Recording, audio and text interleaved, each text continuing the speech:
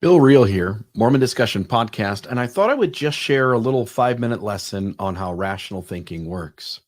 You see, I've always said that to be a rational thinker, you have to always take the conclusion that has the least amount of conjecture needed and the least amount of allowances needed. And if you take a conclusion that is anything but the one that requires the least amount of conjecture and allowances, you're being irrational. So yesterday, me and my wife, we went bowling. We're on our way back home, and I'm at a stoplight. There's a car behind me that's pretty close to me.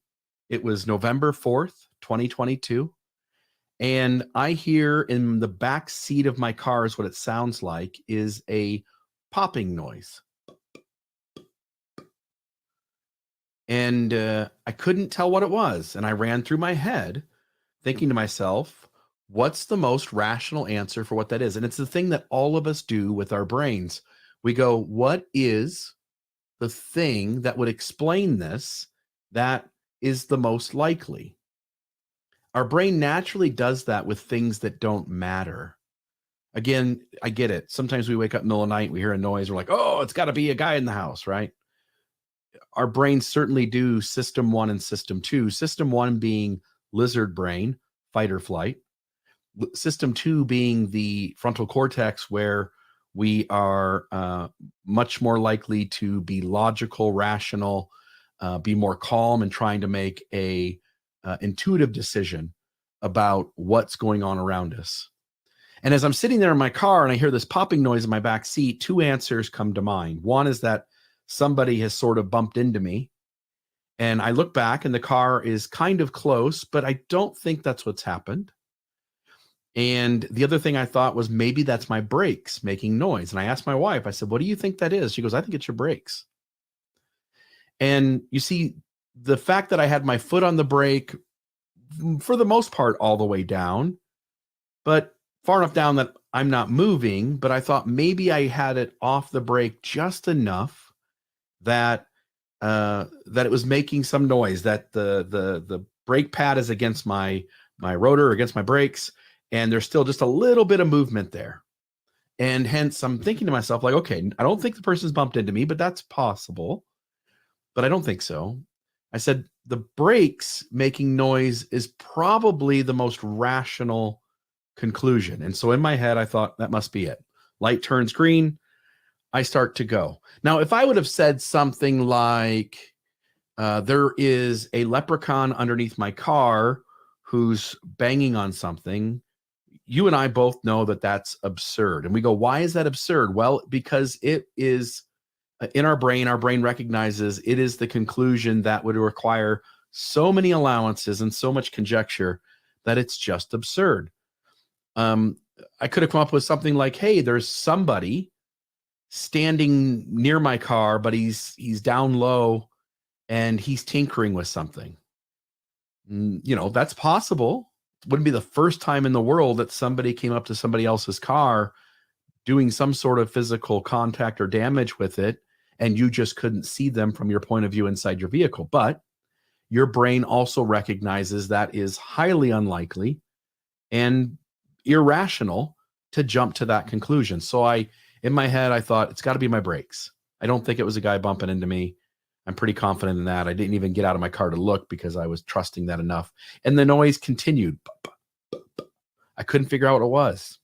So I pull away from the light and I start driving down the road, and about, I don't know, 500 yards, 1,000 yards, something, quarter mile down the road, half mile maybe even. And suddenly there's somebody setting off serious fireworks in the parking lot of this plaza that we drove by. Soon as I saw the fireworks, again, a new piece of information came in. Soon as I saw the fireworks going off, I looked at my wife and I said, that's the most rational explanation for why we heard a popping noise in the back of the car when we were at that light back there. And she said, you got it. And I said, you see how that works?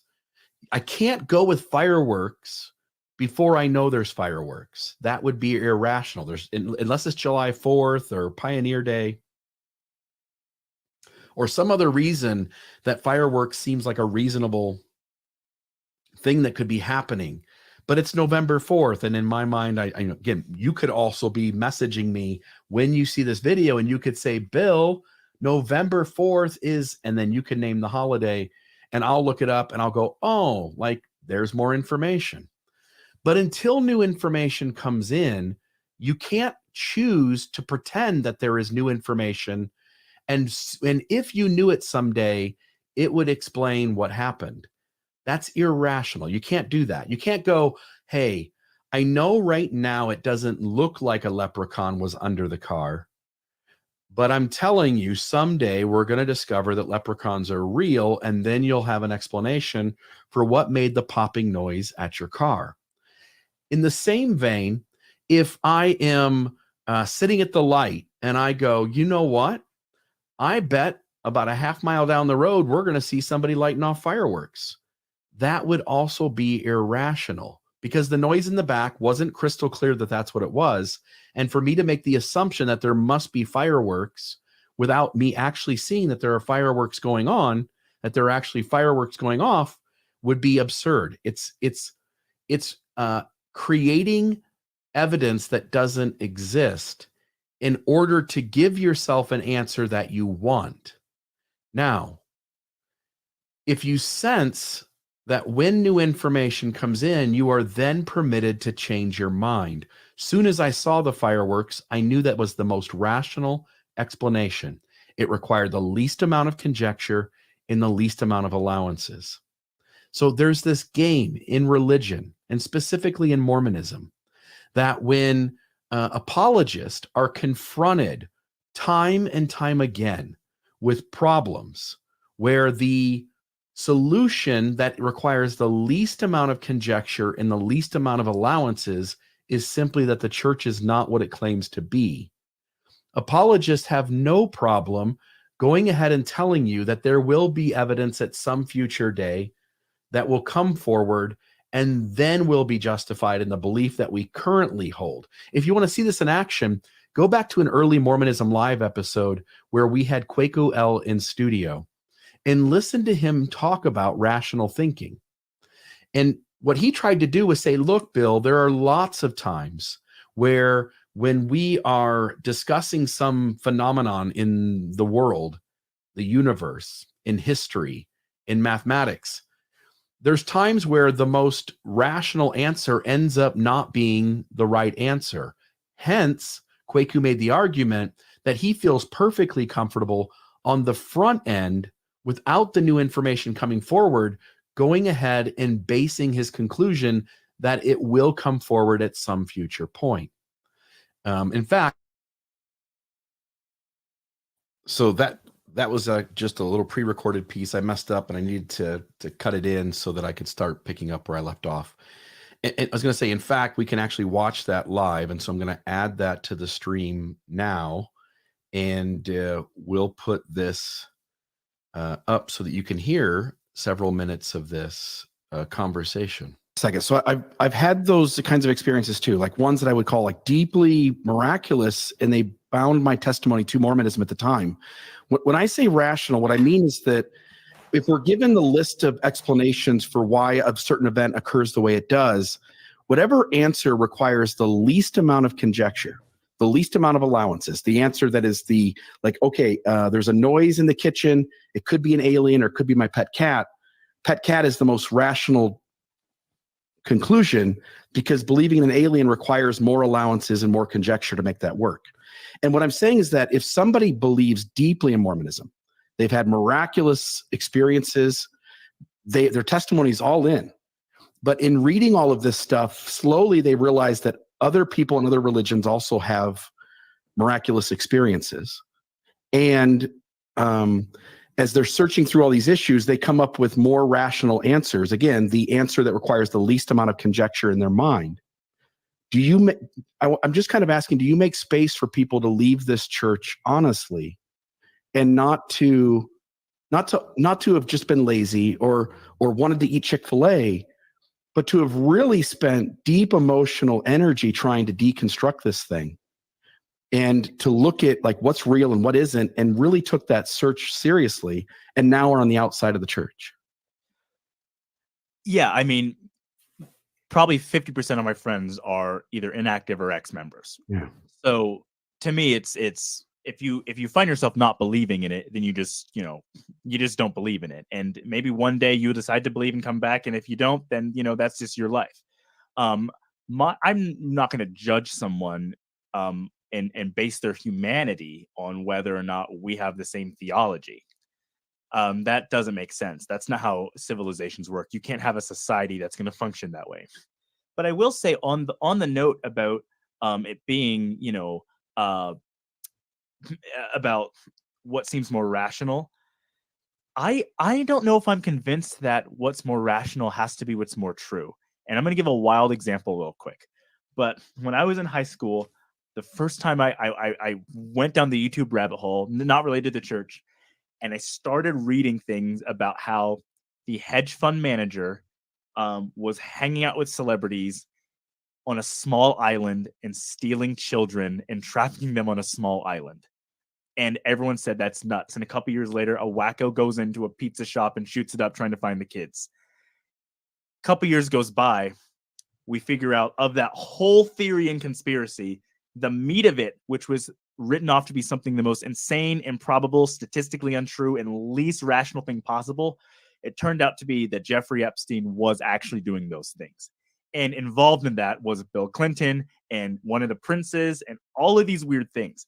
And so I think when it gets down to it, a lot of times the things that happen in life are the least rational things. It isn't normal for what happens to happen. But to me, I don't think rationality should ever be the default. I think truth should be the default.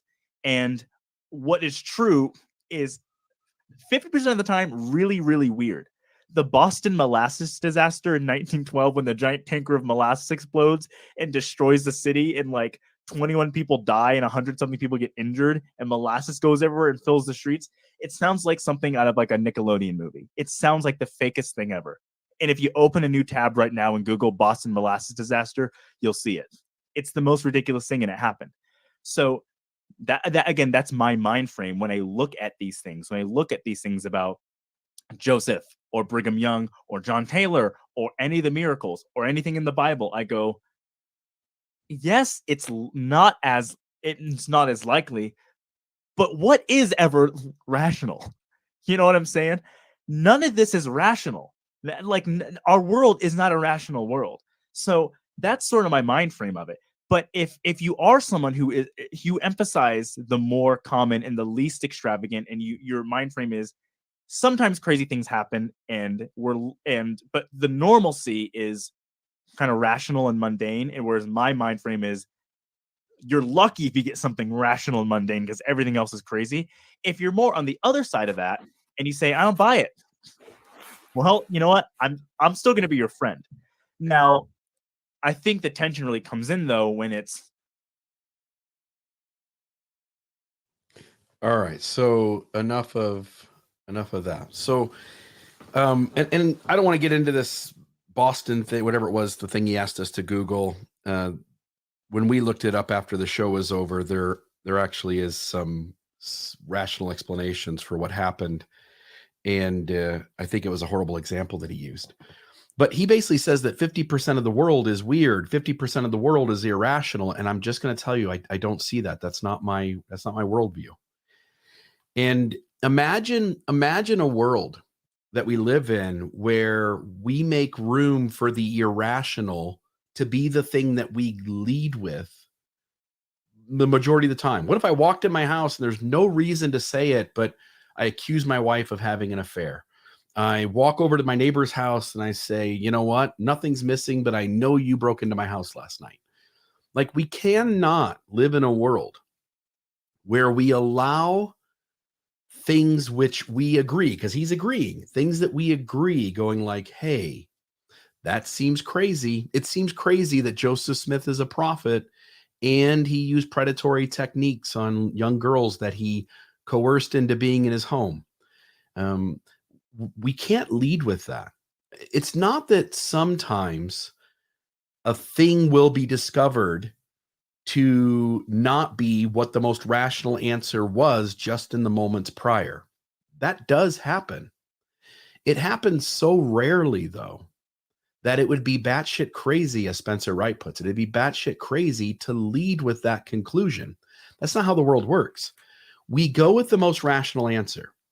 When a new piece of information comes in, and that new piece of information informs us that the rational answer we had made up to that moment is no longer the most rational answer, we reserve the right to change our mind. That's how rational thinking works. And so I simply wanted to point out today that in this car ride, it would have been crazy if I would have said, because it didn't sound like fireworks.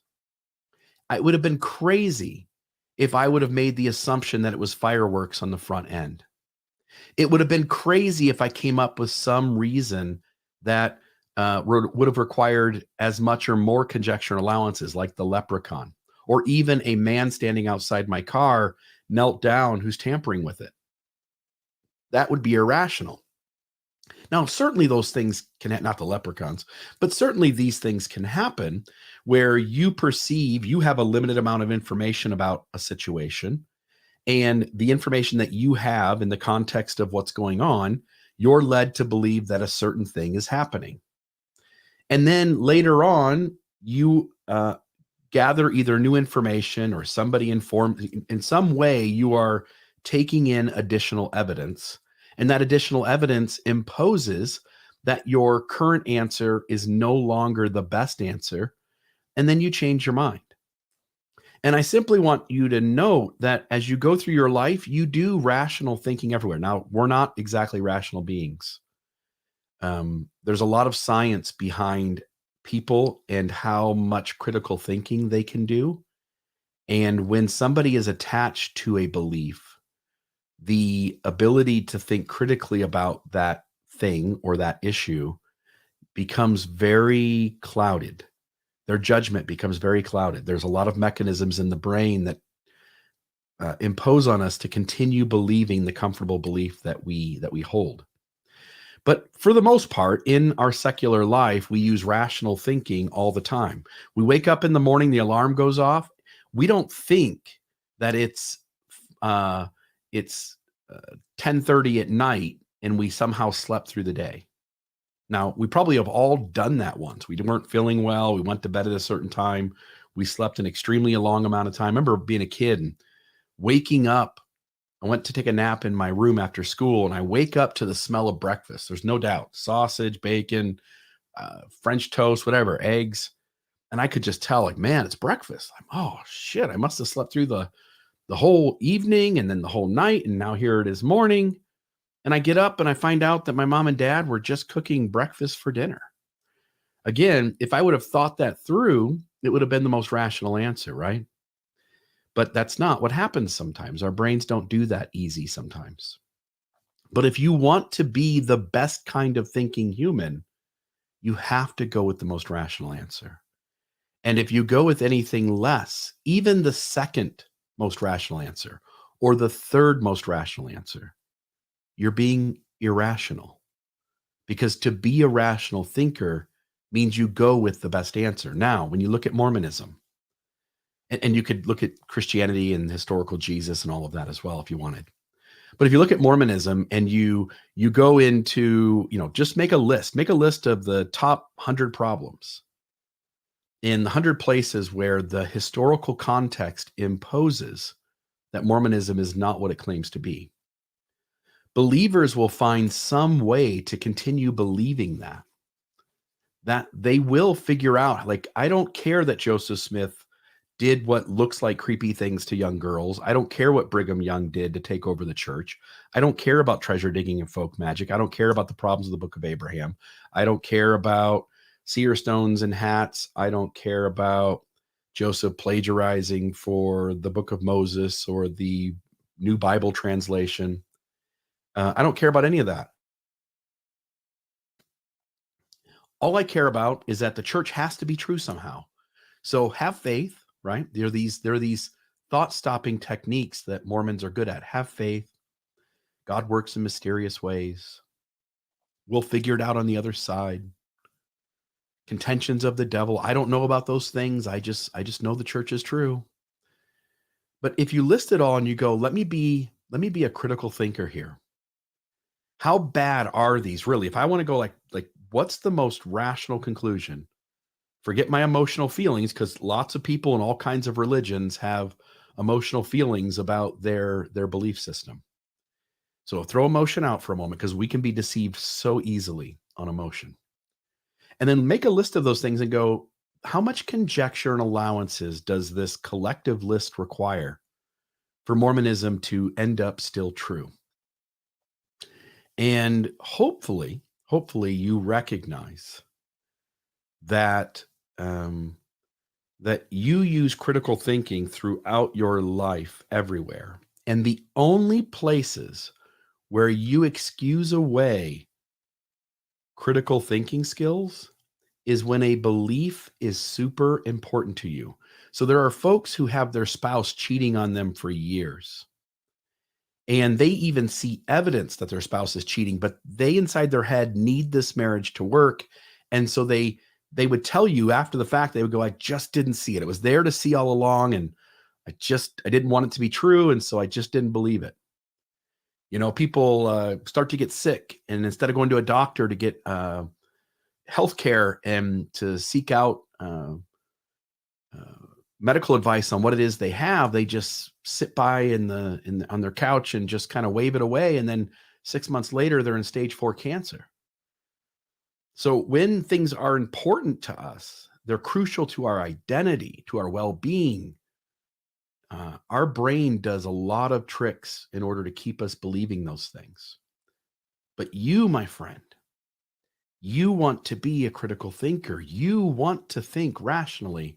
And once you start examining Mormonism on that level, and then going into other religious systems and looking at how irrational all of them are as well, start to notice what you would accept.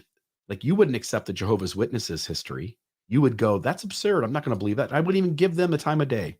Their history is so crazy. You wouldn't give Scientology the time of day because you know it's crazy on the front end. But because you're already invested in Mormonism, you're unwilling to really look at whether the problems are big, how big are they, and are they so overwhelming that they can't be overcome with the most rational answer? And they can't. The most rational answer is that Mormonism is not what it claims to be.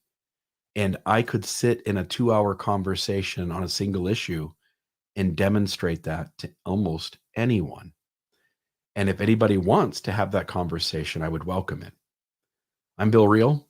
This is another episode of Mormon Discussion, and thank you very much. If you want to donate to the podcast, go to mormondiscussions.org or mormondiscussionsingularpodcast.org. Click the donate button. We'd very much appreciate it. I hope this is helpful to you as you work out in your head how to think about things, rather than worrying so much about the things you think about.